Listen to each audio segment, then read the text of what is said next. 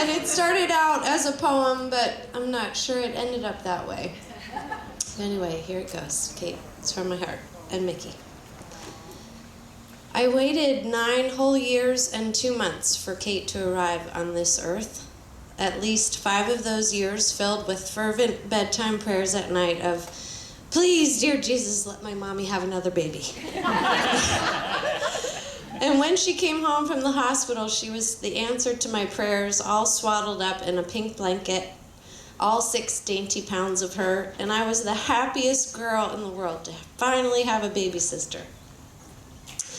And I gazed into her little newborn face with not much dark hair on her little head and thought, wow, you really look a lot like Dad.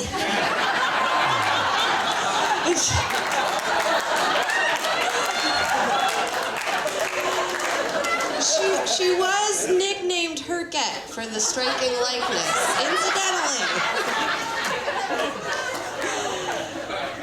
And like my dad, she had music stirring in her soul right from the beginning. But let it not be mistaken, she was her own person right from birth. I tried my best to turn her into my very own live baby doll, but every time I dressed her up, she kicked her way free. And I soon learned that we were different in a fundamental way. Where I was a people pleaser saying yes to everyone, she learned to say no practically before she could walk. I heard someone say to my mother once, you know, Sean, a strong-willed child makes for a well-adjusted adult. And whoever that wise person was right. Here she is before us on her wedding day, a well-adjusted adult. And Kate has told me that she looks up to me, but more recently I find myself looking to her, wanting to be more like her.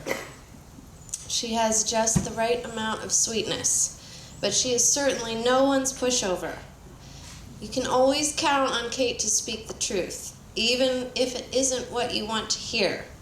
And she has an incredibly generous spirit, but she is not afraid to say when her limit is exceeded. She is gutsy and determined and not afraid of things like sharks and fish guts. And one of the things that I love the most about her is that she has this infectious joy which flies around like pixie dust when she laughs. And it makes you laugh with her. Nothing that Kate has ever done has been half tilt.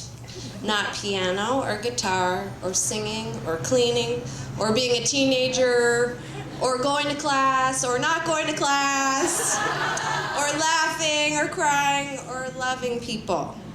Fire angel, my college roommate called her, and it fits. She is a fiery, sweet presence. Kate is the friend and sister in one person that I didn't know I could hope for. Mickey Chu is the answer to my mother's fervent prayers for Kate's husband. This beautiful man who complements Kate's fieriness with an almost monkish sense of peace and quiet strength. He is a wellspring of unending goodness.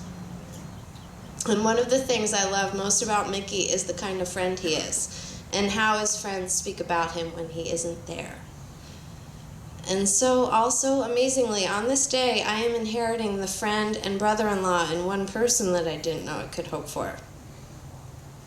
And I had just about given up on believing in such things as soulmates, but being around Mickey and Kate could convert an atheist to belief, I think, because only God could create such a complementary kindredness in uniting these two bohemian, life-loving, adventurous, good, and beautiful souls.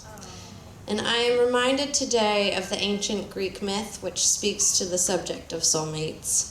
How in the beginning men and women were one creature, but Zeus was threatened by this singular creature's power, so he sent lightning to strike them right down the center.